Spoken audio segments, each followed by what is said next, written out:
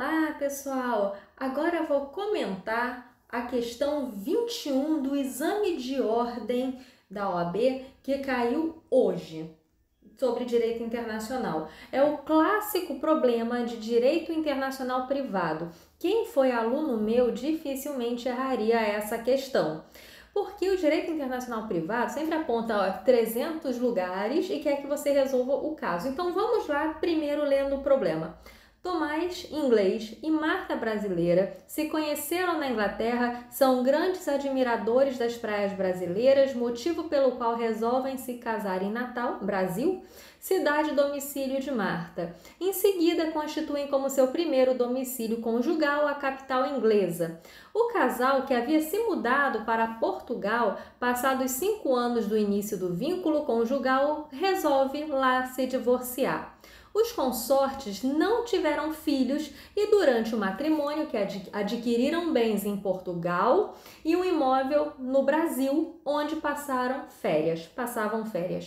De acordo com o caso narrado e com base no que dispõe o CPC e a Lei de Introdução às Normas do Direito Brasileiro, assinale a alternativa correta. Gente, antes da gente passar para as alternativas, vou dar uma breve aula do direito internacional privado.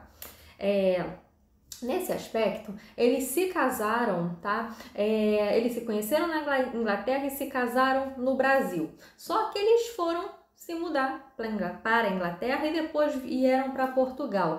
Quando eles se casaram no Brasil, as formalidades desse casamento deveriam obedecer às leis brasileiras, porque a lei do local da celebração é a que vai reger a celebração. Quando eles se mudam para a Inglaterra, agora, como primeiro domicílio conjugal, aquele país vai reger as relações de direitos de família, algo que muda quando eles vão para Portugal.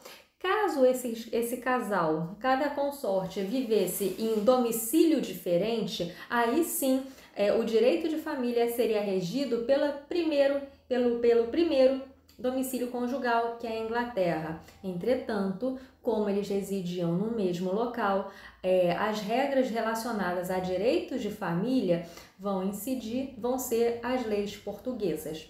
Ok. Quanto aos bens, o bem português, na hora do divórcio, aquele divórcio seria resolvido em Portugal e aí aplicaria a lei portuguesa em relação àquele bem, mas nunca em relação ao bem brasileiro. Inclusive, se o juiz português homologasse partilha do bem aqui no Brasil, isso nunca teria efeito, pois quando houvesse o pedido de homologação de sentença estrangeira do divórcio com bem aqui no Brasil, isso não seria homologado. Ofensa à soberania nacional. Eis que o Código de Processo Civil, em seu artigo 21, estabelece que cabe à autoridade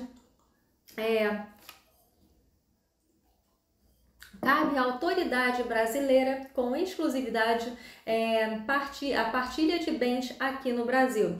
Artigo 23.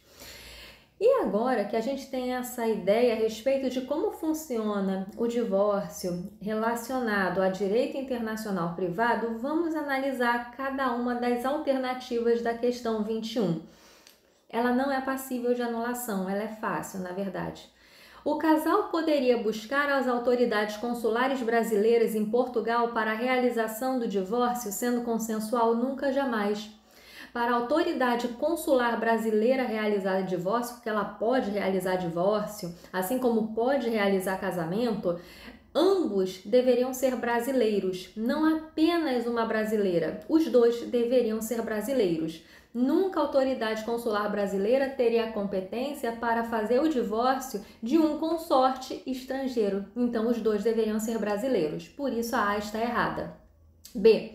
Se consensual o divórcio, a sentença estrangeira que decreta e produz efeitos no Brasil, produz efeitos no Brasil, independentemente de homologação do STJ. Sim, homologação de divórcio consensual pode vir a ser homologado aqui no Brasil, independentemente de homologação de sentença estrangeira. Aí você pode perguntar assim, Mas, Simone, tem um bem aí que é brasileiro. E isso impediria a homologação dessa sentença aqui no Brasil. Não impediria, impediria parcialmente. Em relação ao divórcio, essa sentença, nesse caso, se houvesse o pedido de sentença, ela não seria homologada no tocante a quê? Ao bem brasileiro.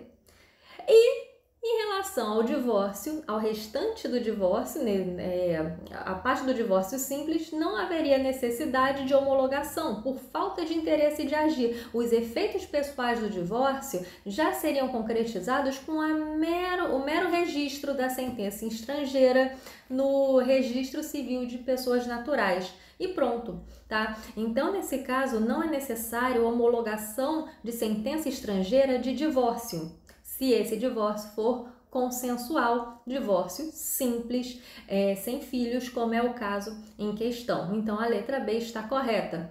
Letra C. Se o casal não fez opção expressa pelo regime de comunhão parcial de bens, deverá ser observado o regime legal previsto no Código Civil Brasileiro, pois o casamento foi celebrado no Brasil. A lei brasileira só vai reger a celebração desse casamento. Mas o que vai reger aqui essa questão do regime de bens vai ser a lei de domicílio do casal, no caso Portugal. Se diversos os domicílios, seria a lei do primeiro domicílio. Onde está isso, Simone? Artigo 7º, parágrafo 4º da Lei de Introdução ao Direito Brasileiro. Vamos ver agora porque a letra D está incorreta. Inexistindo acordo entre os cônjuges a respeito da partilha de imóvel situado no Brasil, é possível a homologação de sentença proferida pelo judiciário português que decretou o divórcio, inclusive no ponto em que determina a partilha do bem. Nunca. Não. Se cabe com a autoridade brasileira, com exclusão de qualquer outra, determinar a partilha de bem aqui no Brasil, Portugal não poderia se meter nisso, ou seja, não caberia a homologação de sentença portuguesa homologando partilha de bens aqui no Brasil. Pessoal, eu espero que eu tenha esclarecido as dúvidas relacionadas à questão 21.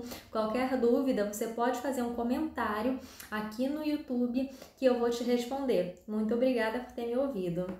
E se inscreva no meu canal, por favor.